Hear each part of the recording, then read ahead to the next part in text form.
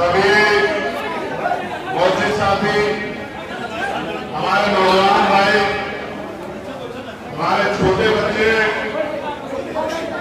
हमारे बुजुर्ग, आप सब लोगों को मेरा सलाम। देखिए, युवाओं की जो ताकत है ना, उसका सामना कोई नहीं कर सकता, ये वो सच है। और ये कैडर की बात सिर्फ हो सकती थी, और ये आपको जाननी समझनी चाहिए कि आपके फोटो और तमाम उन सब चीजों से ज्यादा जरूरी है जिसका आपके लिए मोल हो सकता है।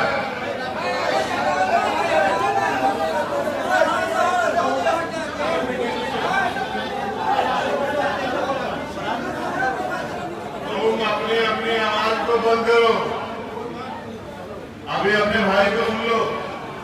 ये सरकार वैसे भी तुम्हारी आवाज परमानेंट के लिए बंद कर देना चाहती है। तो बहुजन समाज में जन्मे सभी संतों, गुरुओं, महापुरुषों को नमन करते हुए करुणा के सागर तथा का खुद संत गुरु रविदास जी महाराज, भगवान वाल्मीकि महाराज, गुरु नानक देव, संत कबीर और अन्य जितने भी महापुरुष हैं, भारतीय संविधान के बनने के बाद, आने के बाद, उससे पहले बहुजन मूवमेंट को, अन्य अत्याचार के खिलाफ जो मूवमेंट है, मानवतावादी विचारधारा की मूवमेंट को आगे बढ़ाने वाले छत्रपति साहू जी महाराज, शिवाजी महाराज, राष्ट्रपिता ज्योतिबा फूले, वैल्य सिंह यादव, नारायण स्वामी, रामानंद स्वामी त्यागराज साहब, बिहार की धरती पे जन्मे बाबू जगदेव प्रसाद, बिहार के लाइन कहे जाने वाले जननायक कर्पूरी ठाकुर, बाबू जगजीवन राम, मेरे व्यापार, मेरे आदर्श मानदेवा साहब श्री काशीराम, और वर्तमान में युवाओं को बाबा साहब की विचारधारा में लेके जाने के लिए, पढ़ने के लिए प्रेरित करने वाले हम करोड़ों नौजवानों के आदर्श एपीजे अब्दुल कलाम साहब, बहुजन मूवमेंट को ताकत देने वाले, हिम्मत देने वाले, कमजोरों को एकजुट करने वाले डॉक्टर फरीदी साहब, और बिहार में एक नई क्रांति को जन्म देने वाले कय्यूम अंसारी साहब। ये जो नाम मैंने लिए, ये नाम सिर्फ नाम नहीं है, एक जीवन, एक संघर्ष है, एक समय का विरोध है, विपक्ष है। अगर आप इन महापुरुषों को पढ़ लेते हैं, जान लेते हैं, तो मैं गारंटी लेता हूं कि आपका आने वाला कल जो है वो सुनहरा होगा। कहता होगा,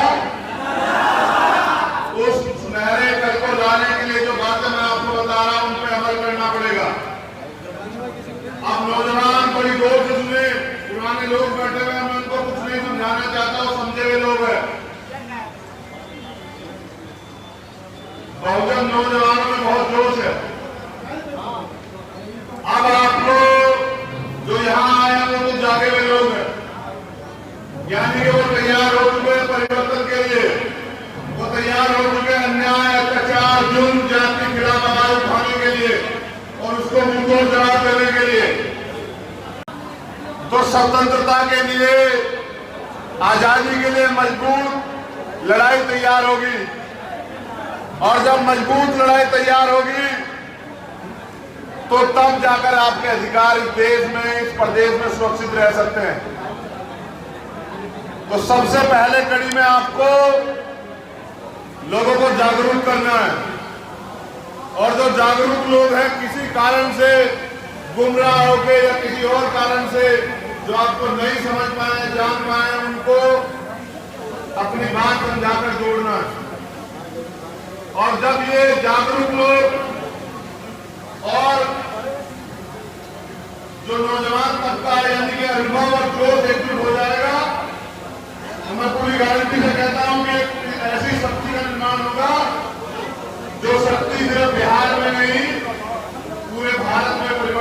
बिहार को दौड़ा दें।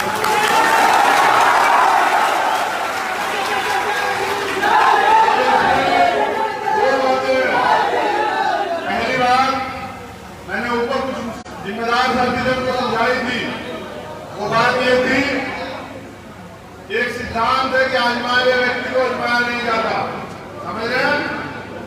जिसको आपने आजमा लिया, देख लिया, परख लिया, वो दोबारा कोई भी वस्त्र पहन के कोई भी बात करके आपके सामने आए तो समझ लीजिए कि वो गद्दारी का नया मुद्दा बना रहा है।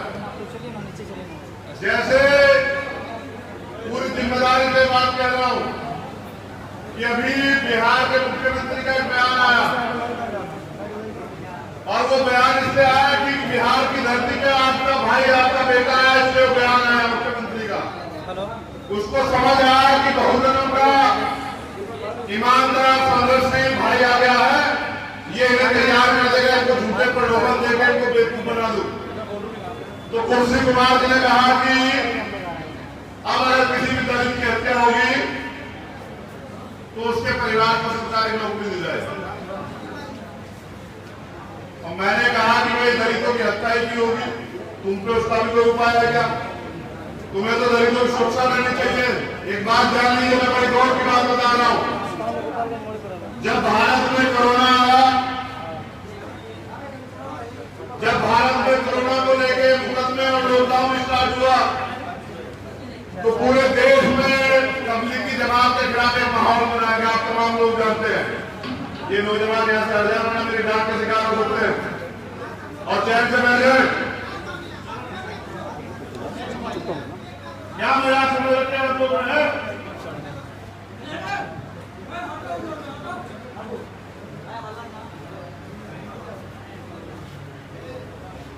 तो तब तबलीगी जमात को तमाम तरह की गालियां, बिना जाने बगैर तमाम तरह की गालियां, तमाम तरह के आरोप झूठे सच्चे पर लगाए गए और कहा गया कि भारत में कोरोना फैलाने के लिए तबलीगी जमात जिम्मेदार। आप तमाम लोगों ने देखा होगा, सुना होगा। मैं ये कहता हूं, मैंने उस समय भी कहा था कि अगर भारत में कोरोना फैलाने के लिए तबलीगी जमात जिम्मेदार है तो नमस्ते ट्रंप कराने वाले प्रधानमंत्री उतने जिम्मेदार हैं क्योंकि कोरोना को सबसे पहले तो जब मौलाना साहब का मुकदमा हो सकता है तो प्रधानमंत्री में मुकदमा क्यों नहीं हो सकता?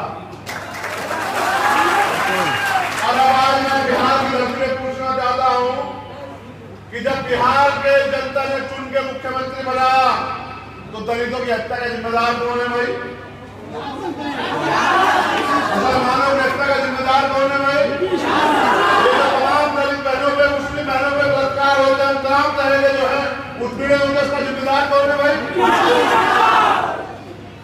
अपनी जिम्मेदारी को उठाओगे नहीं और कहोगे साहब भी मैं नौकरी दे दूंगा, तो आप हमारे नौजवानों को समझा रहे हैं कि दलित अपने बाप की हत्या करे, नौकरी ले ले।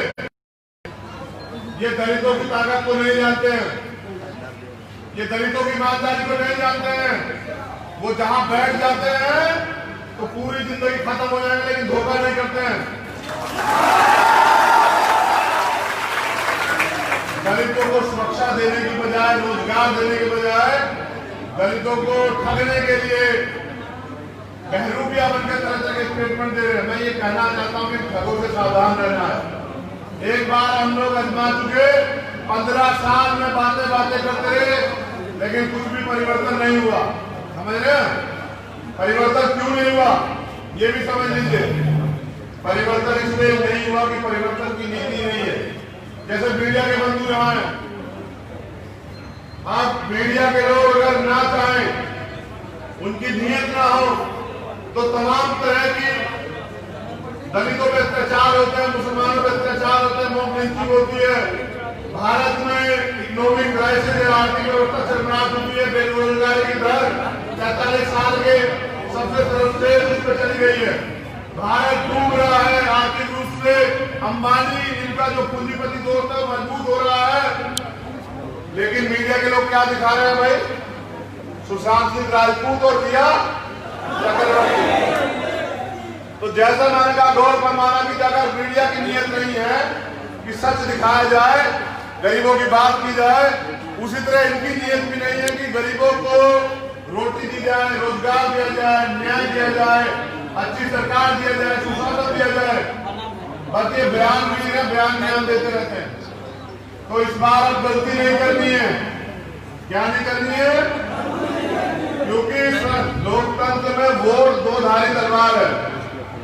अगर आपने वोट का गलत प्रयोग किया तो आपके आने वाली पीढ़ियों का वजूद खत्म हो जाएगा, समझ रहे हैं?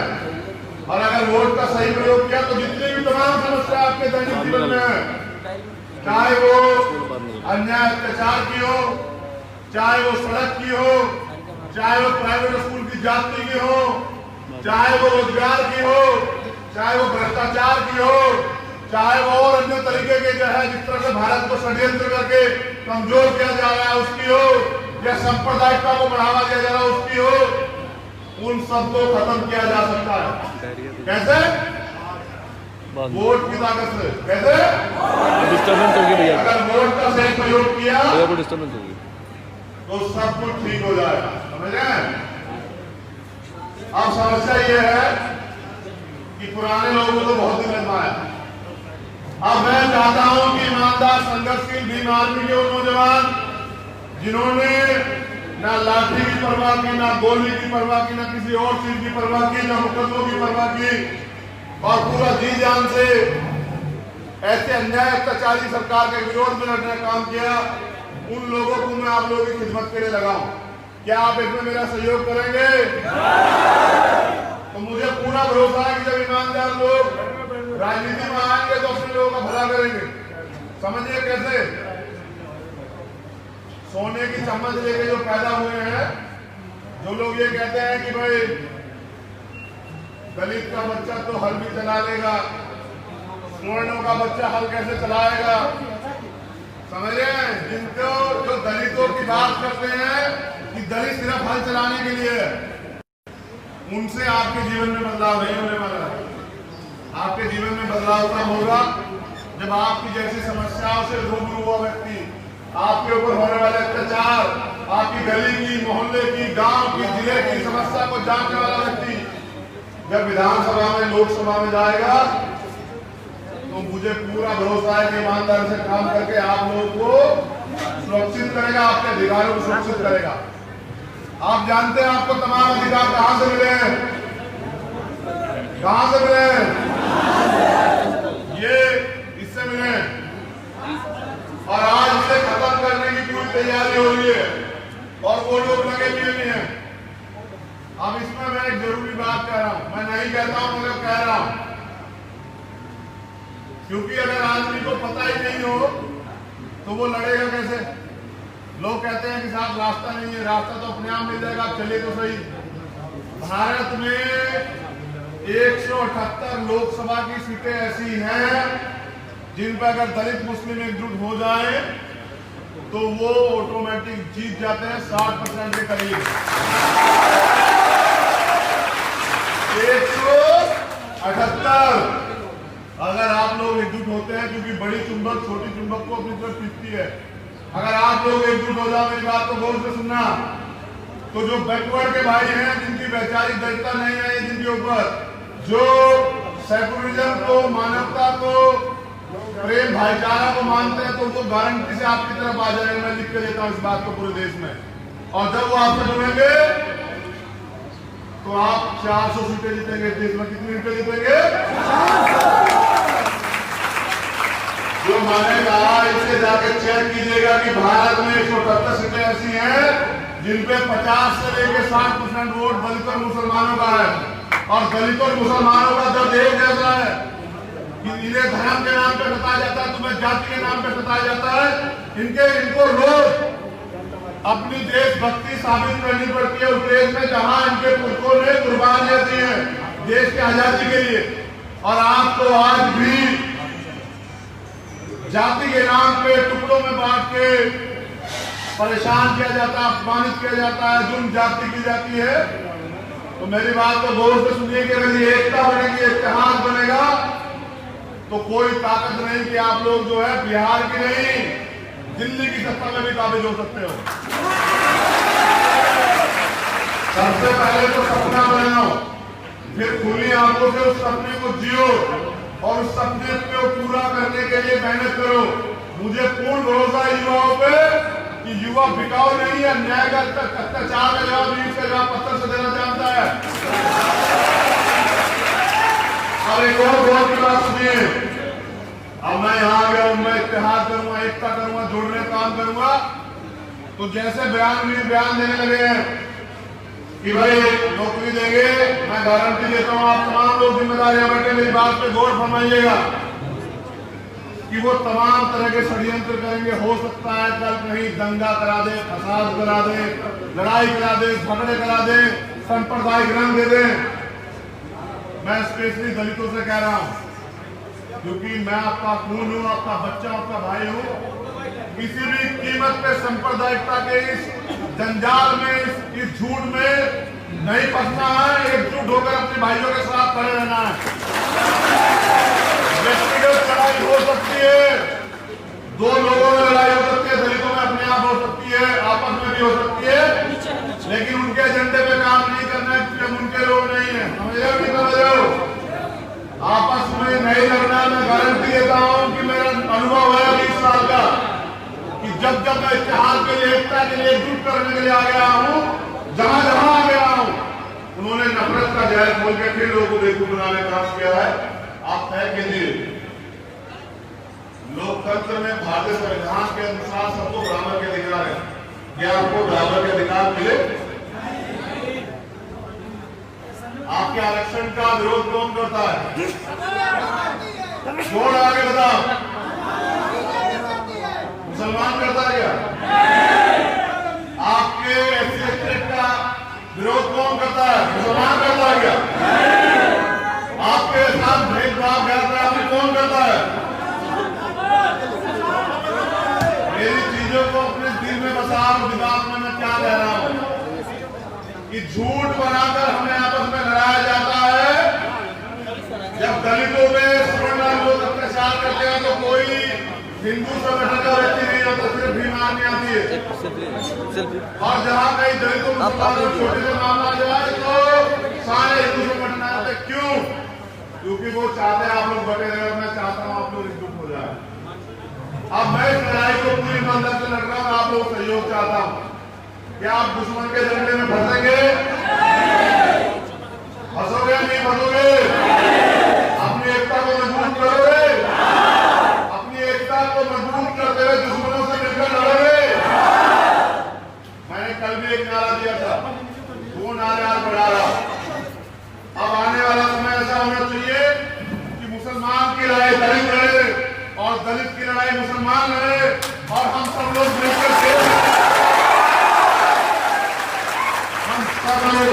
देश की लड़ाई लड़े। क्योंकि अकेले अकेले चलकर यहाँ कुछ नहीं हो सकता है। अकेले अकेले चलकर यहाँ सिर्फ और सिर्फ गुलामी मिल सकती है। क्या अब अकेले चलने का समय है या अपने जैसे लोगों को एकजुट करने का समय है? तो अगर आप तैयारी कर लें तो आप मेरी नाक, आंख, कान, हाथ पैर हैं आप, क्योंकि मेरे ऊपर पूरी देश की जिम्मेदारी है। तमाम तरह की परेशानियां, तमाम तरह की जातियां सब जगह होती है। अब एक बहुत जरूरी बात आपसे कह रहा हूं, 2 अप्रैल के आंदोलन के बाद इतना डर बैठ गया है इनमें, ये सीधे से आपका सामना नहीं कर पा रहे हैं। ये एजेंटों के द्वारा अभी क्या किया है कि इन्होंने आपके सबसे बड़े अधिकार, हथियार, आरक्षण को जिससे आपको रोजगार मिलता था, खत्म करने के लिए सारे सरकारी डिपार्टमेंट बेचने शुरू कर दिए। और मैं आज सीमांत की ऐतिहासिक धरती पे अपने लोगों के बीच दोनों हाथ उठा के वादा करता हूं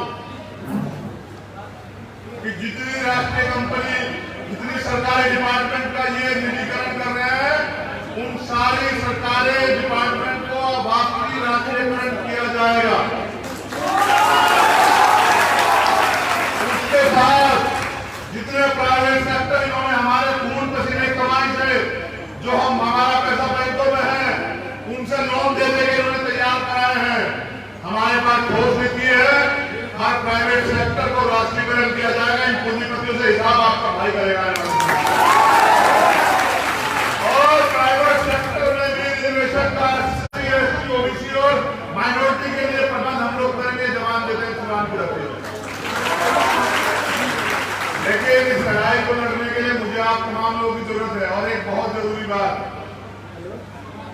देखिए भाई, कोई भी लड़ाई जो हवा में नहीं जीती जाती। लड़ाई लड़ने के लिए पहले तो जोश, जुनून, अनुभव और तमाम तरह की चीजें चाहिए, और सबसे मजबूत चाहिए झंडा और डंडा मजबूत रखने वाला कार्यकर्ता। तो भाई, मुझे बिहार में 243 सीटें हैं, भारत के अंदर 542 सीटें हैं, 43 समझे। 543 सीटें जीतने के लिए कितने लोग चाहिए, पहले बताइए, कितने लोग चाहिए? 543, क्योंकि राज की सोच नहीं रख रहे हो ना। और 243 सीटें जीतने के लिए कितने लोग चाहिए? 243 मात्र, समझ रहे। अगर आप लोग मन बना लें तो 2-2,500 5,000 लोग तो इसी में एक आम चीज तय करें कि हमें अपनी सत्ता के लिए लड़ना है, हमें अपना राज लेकर आना, हमें इस अत्याचार से मुक्ति चाहिए, हमें इस गुलामी से मुक्ति चाहिए, हमें इस सांप्रदायिकता से मुक्ति चाहिए, हमें हमारे देश में सम्मान स्वाभिमान की लड़ाई लड़कर अपने सम्मान को सुरक्षित रखते हुए देश को मजबूत बनाना है। तो मैं गारंटी देता हूं कि वो दिन दूर नहीं है कि बिहार में क्रांति हो जाएगी। और बिहार तो वैसे भी क्रांति की तरह है, बिहार तो बुद्ध की तरह है।